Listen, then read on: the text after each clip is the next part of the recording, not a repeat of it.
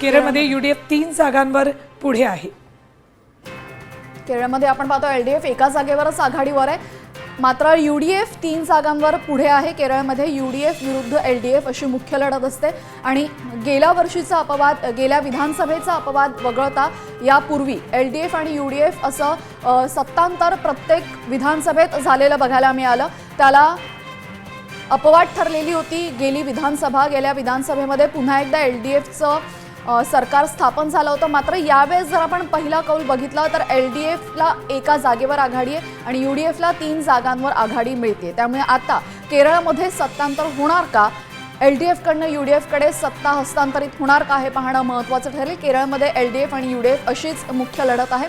UDF हे काँग्रेससोबत आहे. LDF मध्ये आपण पाहिलेलं आहे पिनराई विजयन हे सध्याचे मुख्यमंत्री आहेत, त्यामुळे त्यांना पुन्हा एकदा सत्ता राखण्यात यश मिळेल का हे पाहणं महत्त्वाचं ठरेल.